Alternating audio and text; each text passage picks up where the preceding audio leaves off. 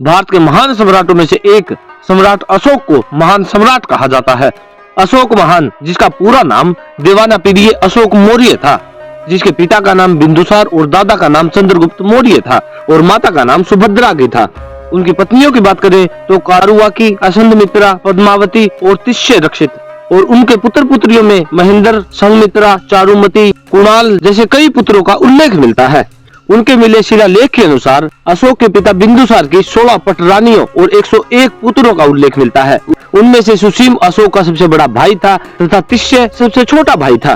बताया जाता है कि सभी भाइयों के साथ गहरा युद्ध होने के बाद अशोक को राजगद्दी मिली थी। सम्राट अशोक मगध के सम्राट थे, जिसकी राजधानी पाटलिपुत्र यानी कि पटना थी।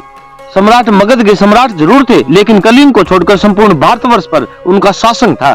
कहते हैं कि ईरान से लेकर बर्मा तक अशोक का साम्राज्य था। अशोक के समय मौर्य राज्य उत्तर में हिंदुकुश की श्रेणियों से लेकर दक्षिण में गोदावरी नदी के दक्षिण तथा मैसूर कर्नाटक तथा उत्तर पूर्व में बंगाल से पश्चिम में अफगानिस्तान तक पहुंच गया था। यह उस समय तक का सबसे बड़ा भारतीय साम्राज्य था।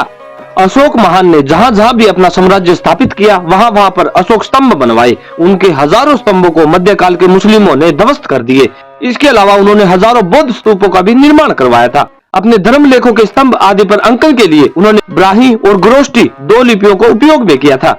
कहते हैं कि उन्होंने 3 वर्ष के अंतर्गत 84,000 स्तूपों का निर्माण करवा दिया था। नवरत्न रखने की परंपरा या प्रचलन की शुरुआत उज्जैन के महान चक्रवर्ती सम्राट विक्रमादित्य ने शुरू की थी। इसी परंपरा को अशोक महान ने आगे बढ़ाया। उनके दरबार में भी 9 रत्न थे। 9 रत्न अर्थात 9 सलाहकार। ऐसा माना जाता है कि सम्राट अशोक ने प्रमुख 9 लोगों की एक ऐसी संस्था बनाई हुई थी जिसे कभी सार्वजनिक तौर पर उपस्थित नहीं किया गया था और उनके बारे में कम ही लोगों को जानकारी थी। आम लोगों को सिर्फ ये पता था कि ये 9 रत्न है, परंतु ये नहीं पता था कि ये 9 रत्न कौन से हैं। इन 9 रत्नों के नामों पर अभी भी रहस्य बरकरार है, लेकिन उस दौर में चाणक्य ने भी अशोक का सहयोग किया था।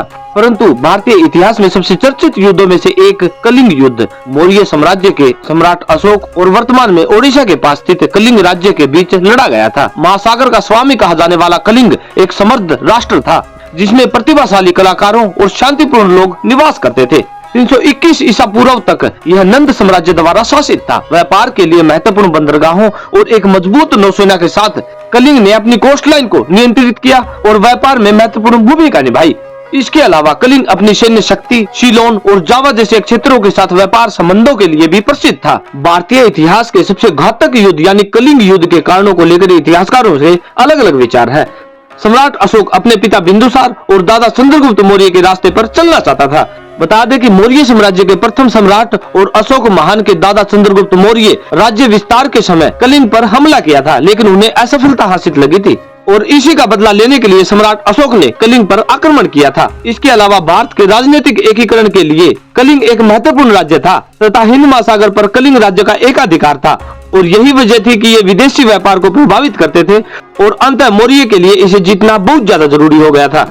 सम्राट अशोक को एक आक्रामक राज्य के रूप में जाना जाता था।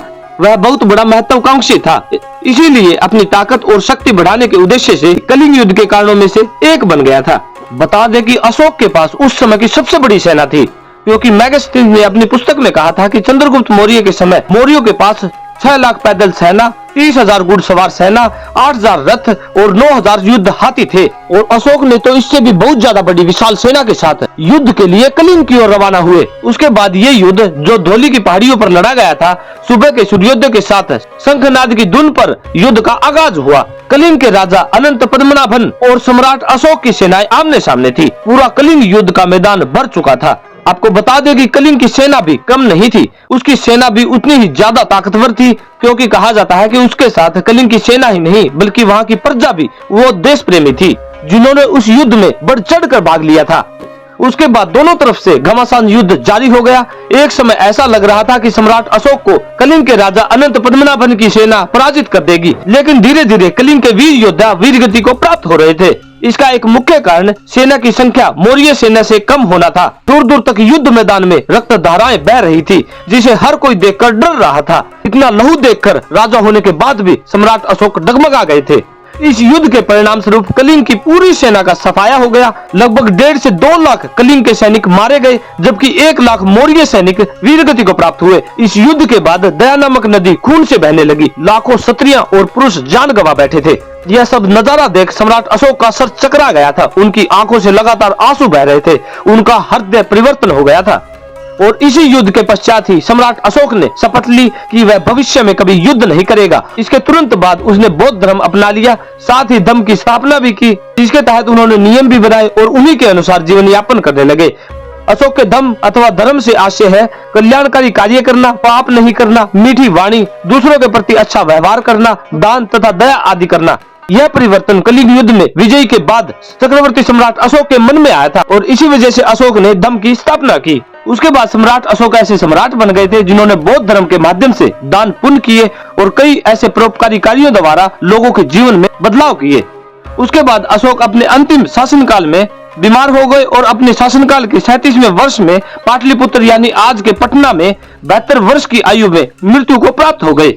पाटलिपुत्र उस समय की प्रमुख नगरी हुआ करती थी और सम्राट अशोक की अंतिम दिनचर्या और मृत्यु यही हुई थी। अशोक की मृत्यु के बाद उनके शासन का प्रभाव भारतीय उपमहाद्वीपों पर लंबे समय तक बना रहा और उन्हें भारतीय इतिहास में एक महान शासक के रूप में याद किया जाता है।